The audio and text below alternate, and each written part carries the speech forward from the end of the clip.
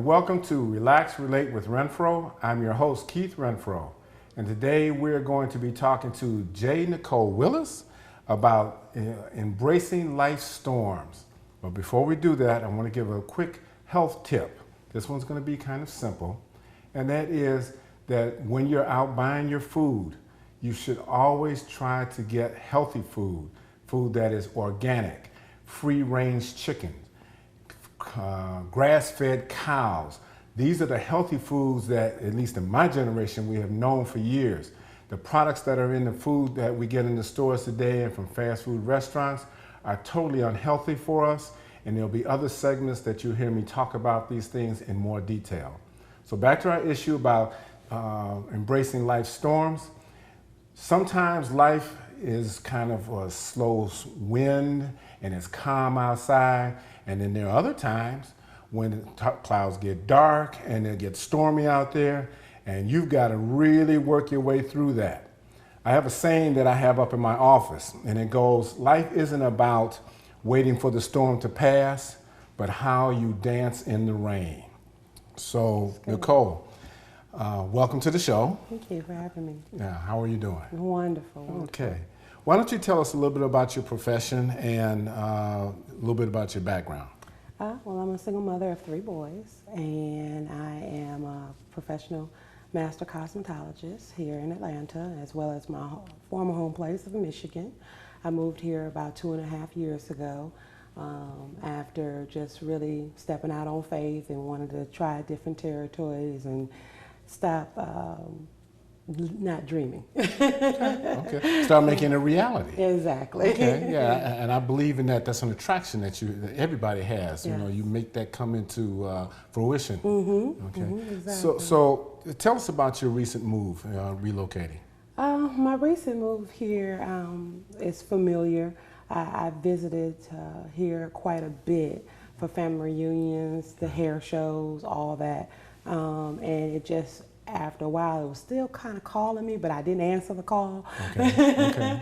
And then as my business and the influx of people that were in the Michigan area started to kind of change a little bit, and people didn't really want to pay you what you're worth, and they think just because you're Black owned and all that good stuff, they was like, everybody always want a deal, and it just really became kind of like, I know I'm better than this. I want more for my family because I have a family, So I took my last trip about 2.5 years ago here, and I stayed for a minute, canvassed the land, and then it was just like, this is it. So when you started off, it sounds like when you started out coming here, you were just a beautician. That's correct. You didn't have your own business or anything at that time. Not here, but I did have my own business back home. Okay.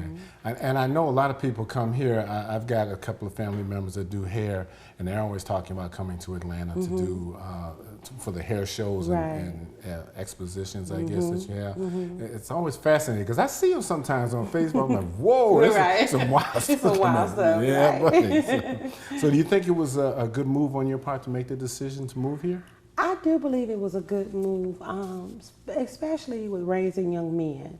I was noticing a change even in my home area to where they didn't seem like they had that get up and kind of go. And we were in a progressive church, and we have a pretty good progressive family, but at the same token, I wasn't seeing something that I wanted to see out of my younger 2. So it was just like, I got to do something that's also going to be able to benefit us all. And so before I looked at Georgia, I looked at other couple places, but this is the part where I could still feel like it was homey enough to raise them and see them grow. And since we've been here, I've seen a change. I've seen, as well as my youngest one, we find out he's quite the athlete now, where he was kind of holding back when he was back home. And I'm finding that my middle son, he's a real good techie, so now we're looking at, the schools in the area now to see about his multimedia usage that he may be able to be in. I have a son that does that too for a living, so that's great. Yeah. I'm curious, how old are your boys? My boys are 26, 19, and 16. Oh, okay, so you don't have any little boys No. As young as you look, I thought we were talking about somebody no older than 12. Okay. I appreciate that, but no. Okay, very good. So Having made the move here, and obviously you're settled down, you started your own business. How do you define the term life storms? I define it as something that, once you get done crying about it, it's time to go through it. Wow. Yeah, I do. Once you're crying about it? What were you crying about? What was the storm that you were experiencing? Personally, it was some things I went through with my children's father.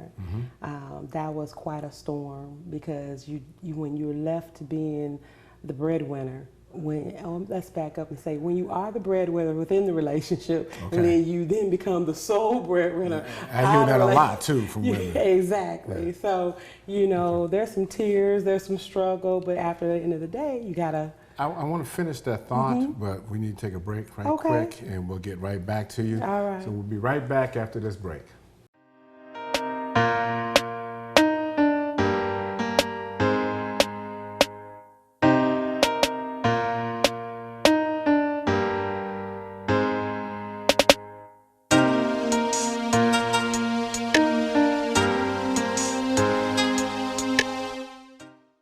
Hello, I'm your host, Keith Renfroe with Relax, Relate with Renfroe. Today I'm going to give you a tip about why get angry. When you get angry, the reasons for this is because there are statements that you misunderstand. There's a behavior that you misinterpret. There is body language that you're not reading correctly perhaps, and even that you hear something incorrectly. So your mind is interpreting something that may not be correct, but you're also believing that what you heard or were able to understand that you saw doesn't agree with what you want it to be. As a result, you end up having different bodily functions, such as clammy hands, sweating under your arms. You could be getting fidgety. You might even start twitching. Your heart races. You have increased breathing. All of these things take effect immediately. The question is, why get angry?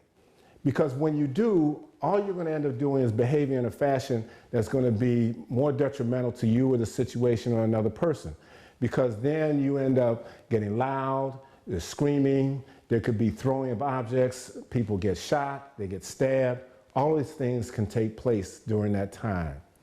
The question again is, why get angry? When the only thing that's occurred is that what you heard doesn't agree with what you believe it should be. If you stop for a moment, take a deep breath, think about what you heard, and reevaluate that it's not as serious as you were about to jump the gun and believe. If you do that, then you will be able to manage whatever the situation or conversation is about. In doing so, you reduce your stress level, you are able to resolve the situation more peacefully, perhaps even to a degree that you would like it to be.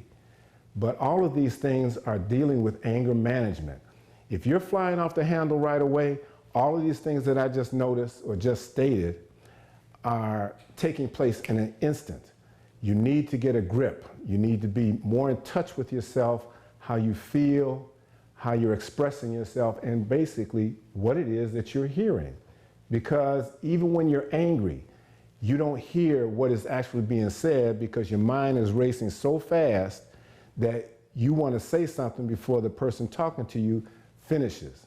Slow down, take a deep breath, reevaluate it, rethink the situation. Think about that. No reason to be getting angry. Welcome back to Relax, Relate with Renfroe. I'm here with JNicolle Willis, and we're talking about managing and getting through life storms. She discussed how she moved here from Michigan to start a whole new life with her 3 boys, and how this has prospered her since she's been here. So when we went to the break, you were telling us your definition of life storms. Basically, during that season of, knowing that I had to do this on my own, and it was, like I said, a little teary-eyed there, you cry through it, but then once you wipe the tears away, you have to put together a plan and go through it. Right. And since then, it's been about good 15 years that I've been on my own with my boys, and to watch them grow in this season. As far as my 26-year-old, he is doing an outstanding job. He's still in Michigan with a great job at home. So looking back, that's the model for the other two. He's successfully in his generation, so to speak. He's making it, but those other two, I saw, in a sense, like another storm that could potentially come. And I did not want that to tackle them in such a way now that I see the life that their father is living. And it's like, I got to do something. So it had to be something that also not only benefited them, but myself as well. So the move, coming through that storm, was another part too, because transition isn't always easy. Right. Oh, absolutely. I'm inspired by what you say, because one of my passions is about single mothers raising boys, and a lot of times they make some mistakes with them that just destroy the boy. Yeah, right. Exactly. But it sounds like you've done an excellent job in nurturing them and guiding them and giving them the support they need to get on in life. So I applaud you for that. Good. God is good. My faith has kept me. I had a great father too, God rest his soul, that helped along the way as too before his journey ended. But that, I think, in my faith and I just couldn't see myself allowing them to just hang out there, I've seen that in the past, and for me to say that's someone that came from my body out there just like that, I just couldn't see it. Couldn't have that get messed up. No. Okay, that's great. That's great. I really wish more men felt the same way, and maybe that's another conversation. But let's kind of move on with this whole process and explain to me why you think some people find it difficult getting through their life storms. I think from like what I've been through and the women that I've talked to, a lot of them are set in fear. They of the what if, or the unknown, or what will people say, things like that. I think a lot of people set in fear too much, and you can't stay there long. It's just like I said, you cry a little bit, but after a while, you got to start pick up and move forward. Exactly. Otherwise, you cry too long, your feet will be stuck in cement. Exactly. And you'll find yourself there 10 years later going, I wish I could have, should have. I wish I could have, should have. That's exactly it. Yeah. So definitely, if we can just move beyond the fear, I think a lot of people could embrace the storm versus just sitting here like, oh God. if you could give in one sentence to get past the fear, what would it be that you could tell someone? To get past it in one sentence, pray. Pray without ceasing. Seriously. I mean, for me personally, that's my sentence. That worked, and I'm sure it's going to work for many other people as well.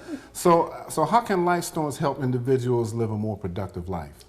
I believe if you look back at it, I've been working on my next book, and I have 2 sitting on the shelf that's just waiting. But I had to put another one with it that goes with the other one. So I would say, as I look back at the journey, there was some things I can look back at and say, okay, I see where I should have zigged, where I should have zagged, or what I should have not done. You learn from things that you've been through. So if you can look back at it just for a moment, enough to gain some tutelage from it, that you won't experience it again, or you can share it with someone else so they wouldn't experience.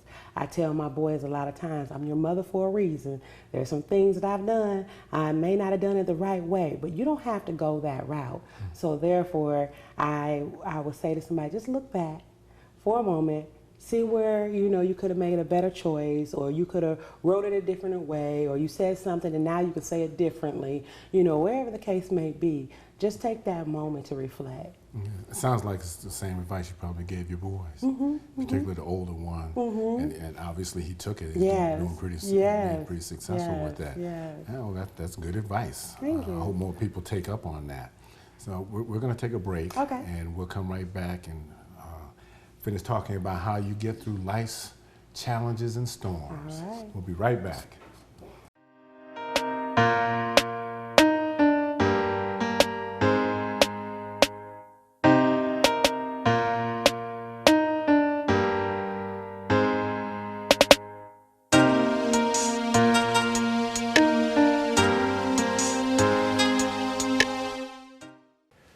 I'm your host, Keith Renfroe with Relax, Relate with Renfroe. Today I'm going to give you a tip about why get angry. When you get angry, the reasons for this is because there are statements that you misunderstand. There's a behavior that you misinterpret. There is body language that you're not reading correctly, perhaps, and even that you hear something incorrectly.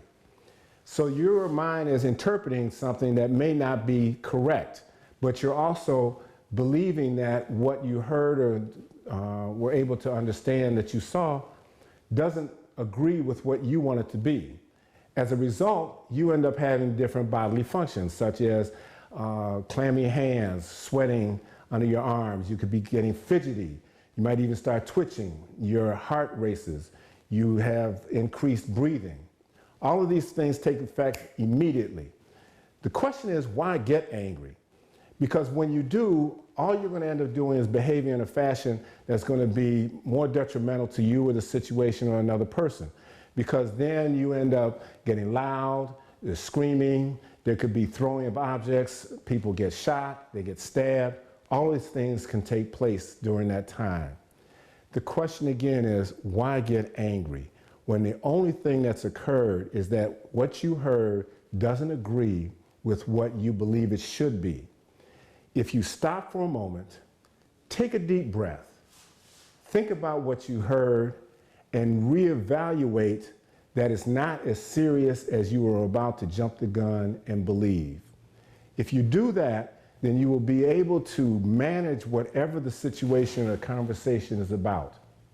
In doing so, you reduce your stress level, you are able to resolve the situation more peacefully, perhaps even to a degree that you would like it to be.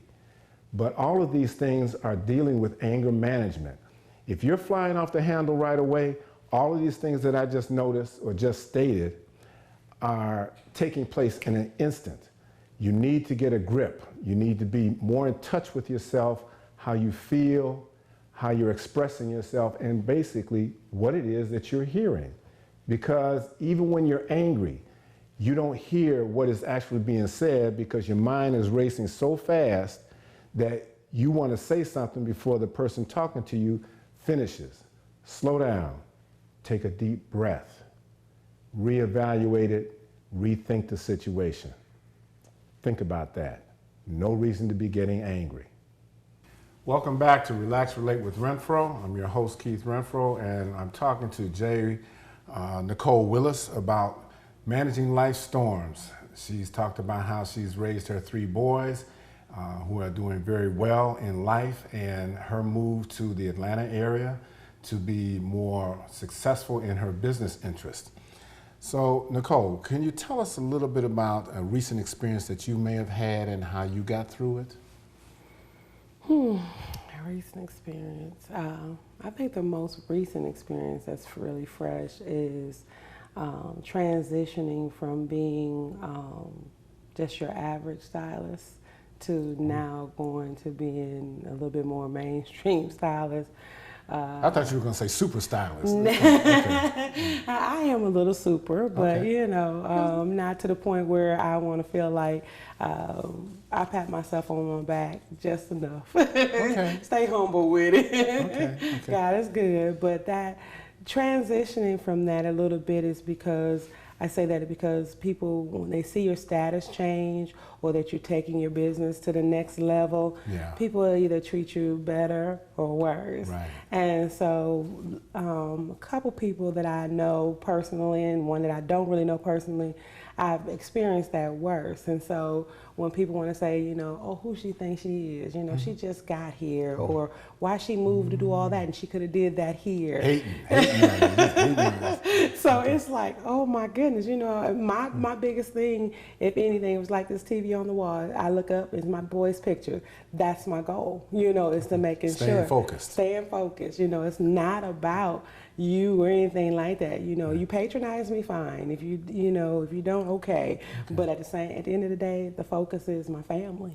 I hear in everything that you're saying, the one thing you seem to maintain is such a positive attitude and a sense of your own worth that is strong, and you don't let anything deter you from that. You have to know your own worth, because if you don't, you allow people to define you, and you be walking around here half Absolutely. crazy. Absolutely. And I don't have time for that. Great. That's great. So then tell me, how do you define yourself? What motivates you? What motivates me really, truly is my faith. It does. And finding out the woman that I have become really motivates me. Because I could have been your average single mom that, just decided that this is it. I'm going to stay here in this little house, or I'm going to just go to, regular school and be done out of high school. But no, I decided I went to junior college. I went to a 4-year college. I have a bachelor's, I have an associate's, I have a master's in cosmetology and several certificates. So for me, I'm that kind of person that I have a goal, I'm going to go get it, because I never wanted to be a statistic. And if I was one, it was going to be the one that achieved their goals.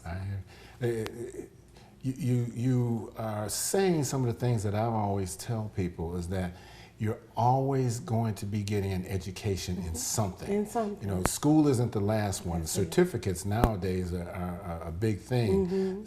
Along with college degrees, they want to know that you can specialize in something in particular. Right. And obviously you've done several of those to be this successful. So where do you see yourself 5 years from now? 5 years from now, my whole business should be able to be self-sufficient and run itself. I plan to have 2 more stores available. Okay.